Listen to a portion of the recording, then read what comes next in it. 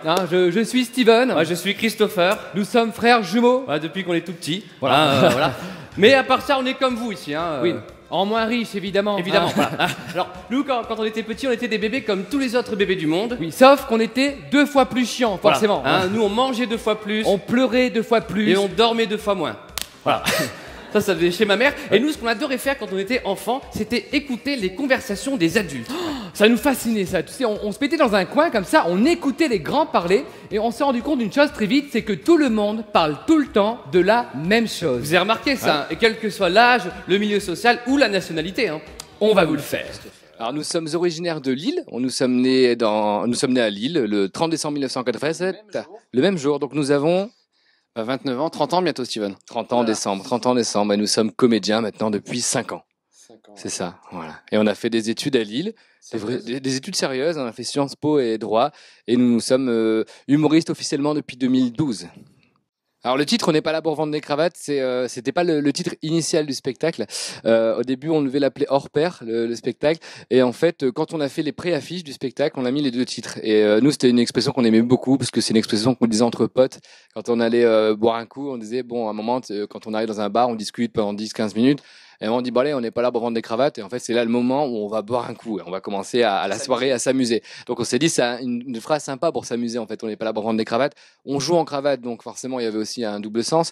Et quand on a proposé ce titre-là, à notre grande surprise, à notre metteur en scène et à notre production, ça leur a plu. Donc on s'est dit, allez banco, on va s'appeler on n'est pas là pour vendre des cravates. Et au moins, ça marque comme titre. Alors, avec Marie-Pascale Austérite, on s'est rencontrés dans l'émission de Laurent Ruquier, On ne demande qu'à rire. Elle était dans le jury de cette émission. Et en fait, c'était une rencontre parce qu'elle aimait beaucoup ce qu'on faisait. Elle se marrait beaucoup. Elle nous mettait des bonnes notes parce qu'on notait les humoristes. Et au Festival d'Avignon, il faut savoir qu'on avait 2 spectacles. C'était en 2014, je pense, ou en 2013. On avait 2 spectacles. En 2014, je pense. En 2 spectacles. Et en fait, on voulait faire un mélange de ces 2 spectacles pour créer un spectacle qui s'appelait Ni l'un ni l'autre, qui est le précédent spectacle. Mais il fallait qu'on trouve un metteur en scène. Et en fait, comme ça avait bien matché dans l'émission, on lui avait demandé de venir voir les spectacles à Avignon. Elle est venue voir les 2 spectacles. Elle nous a dit, Franco, écoutez, j'ai vu les 2 spectacles, j'aime beaucoup, mais il y a du boulot, il y a des choses à refaire, et si vous voulez qu'on travaille ensemble, on y va. Et on a dit banco, et elle a mis en scène donc Ni l'un ni l'autre, le précédent spectacle.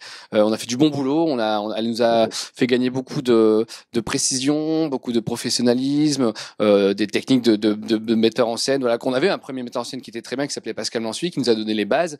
Elle a peaufiné un peu tout ça, parce qu'elle a une expérience aussi du théâtre. Elle nous a un peu plus théâtralisé, mais elle nous a donné du rythme. Elle a beaucoup rythmé le spectacle. Elle nous a enlevé le gras du texte, parce que nous, on avait tendance à être très gourmand, voilà, mettre beaucoup de choses. Elle a dit non, allez-y à l'essentiel. On avait un spectacle d'1h40 qu'elle a mis 1h20, quoi.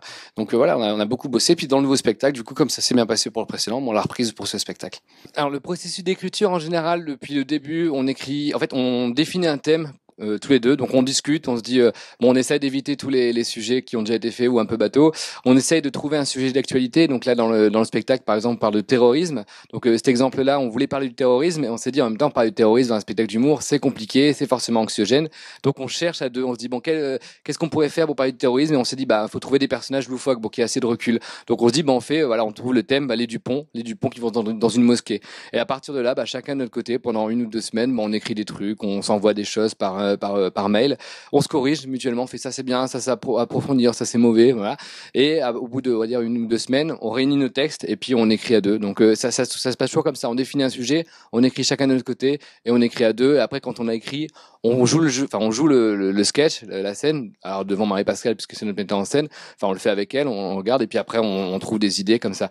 Et après pour trouver les sujets, là ça nous amusait de se dire si on parle du terrorisme, on va faire les Dupont à la mosquée. Si on parle des végétariens, on va parler des végétariens comme tout le monde, pas en stand-up. Donc on s'est dit qu'est-ce qui peut être loufoque, un lion, les plus carnivores des animaux qui devient végétarien, ça nous a fait marrer dès le début. Si le sujet nous fait marrer rien qu'à la phrase, rien qu'au pitch, si l'angle est bon déjà qui nous fait marrer, on sait qu'on peut écrire un bon sketch derrière. Voilà. Macron Hollande, c'est parce qu'on s'est dit à Hollande avant, donc on s'est dit il faut qu'on fasse le nouveau président, et l'idée c'était de les mettre à 2. Donc voilà, la passation de pouvoir entre les deux, ça nous est marré parce que c'est 2 univers qui sont très différents quand même, 2 personnages qui sont en confrontation, qui sont assez rigolos, et voilà quoi. Alors faut venir voir le spectacle. On n'est pas là pour prendre des cravates parce que c'est le seul spectacle de jumeaux qui se joue à Paris où vous pouvez voir en double sur scène sans avoir l'impression d'être bourré.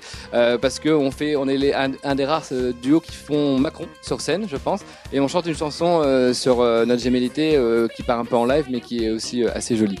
Et en plus, on essaie toujours de faire participer le public. C'est un spectacle interactif sans pour autant personne ne monte sur scène dans le spectacle, on veut pas. Mais je trouve qu'il y a toujours une ambiance. On essaie de créer, c'est un spectacle d'atmosphère. Il y a toujours une atmosphère bienveillante, généreuse, un peu impertinente parce que nous on est un peu impertinent, on taquine un peu. Mais voilà, donc c'est un spectacle de bonne humeur. J'espère voilà où on fait tout, on danse, on chante, on mime, on imite. Et c'était vraiment un bon spectacle à venir voir. 1 minute.